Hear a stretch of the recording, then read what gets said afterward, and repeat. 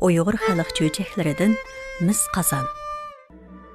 Burunqi zamanda bir adamning bir mis daş qazını bar bo'lib, bu qazan to'limi yo'g'on bo'lganligi uchun ishiltalmabdi.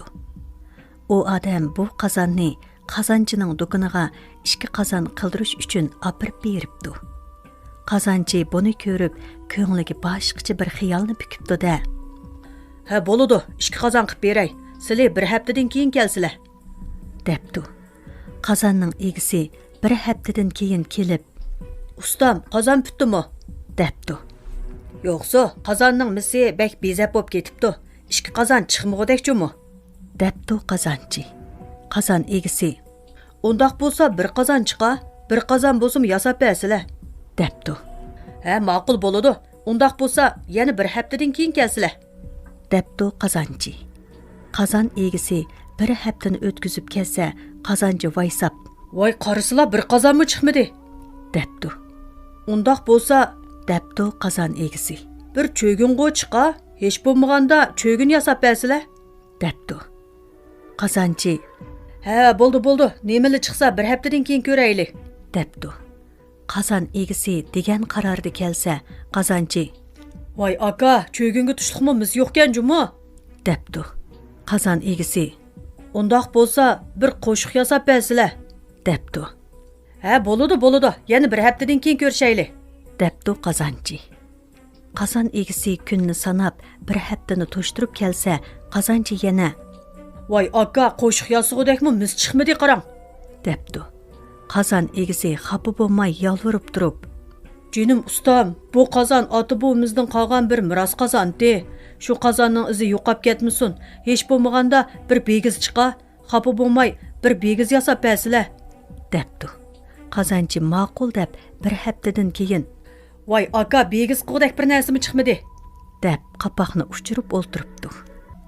Qazanning egisi o'z ishiga ming bir pushaymon qilib, demini sirtqa chiqarmay uyga qaytib ketdi.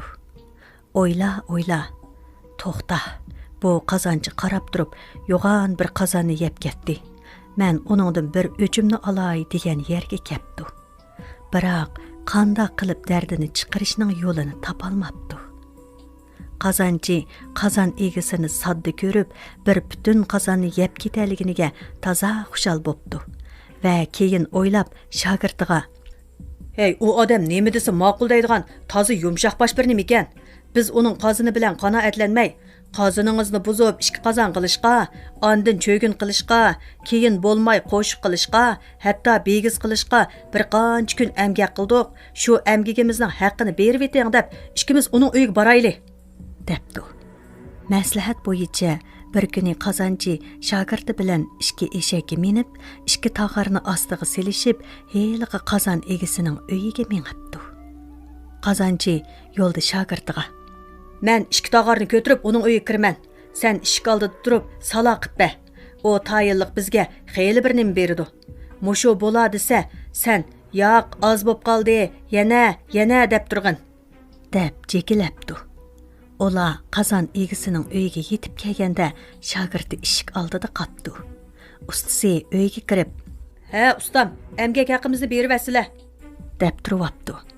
"Ha, buningga qanchalik nasib bersam bo'la?" deb so'rabdi qazonning egisi. Qazonchi bo'lsa, tamtirmasdan turib, "Eshik tubida shogirdim bor. O durust odam. Shu talada turib turdi. Sizlar berganni berib, bo'ldimi deb shuningdan so'rasizlar." debdi. Uzoqdan beri qazonning alimida tit bo'lib yurgan qazon egisi eshikni etib, o'choq yonidagi yo'g'on bir kaltakni elib, "Mana sizning haqqingiz." deb qazonchi ustini rosa urib yerib ketib, taladagi shogirdidan, "Bo'ldimi?" deb so'rabdi. Bayatın beri ustamga qo'noq so'qib bervas kerak deb o'ylagan shogird ustisining yo'lda kelayotgandagi jekilishi bo'yicha, Yo'qsa, oz bo'p qoldi. Yana. deb vaqirabdi. Uy egisi ustini yana uribdi. Herib to'xtab, "Ha, endi bo'ldimi?" desa shogird, "Yo'q, bo'lmadi. Yana." debdi. Uy egisi ustini urib yerim jon qilib qo'yib, oxir eshikni echib shogirdiga, "Endi o'zingiz kirib ko'rib beqing bo'larmi shunchalik bo'lsa?" debdi. Şagird kirsa, ustası yerim can bo'lib, tayoq zarbisidan to'lg'inib yotqidek. O'mi qo'rqib ketib, darrov ustasini eshakka ortib, uyiga akapdi. Bir chaqda ustasi ko'zini ichib, shogirdini ko'rib, Hey, nimanda qilsan ey? U meni urib yerib ketib olsa, sen talada turib, yana devatsina? deb jon ochig'ida vaqirabdi. Ustam o'zdir yo'lda ketib etib, uyda bo'ldimi desa, talada turib, oz bo'lib qoldi, yana degan demaganmidilar. Men qo'noq so'qib beryotdi deb o'ylab, bo'ldimi desa, oz bo'lib qoldi, yana davribdiman shu. Uning qo'noq o'rniga kaltak paygini men nadim bilay? debdi shogirdi. Shunda qilib qozon egisi o'z antini qozonchidan ana shundoq apdi.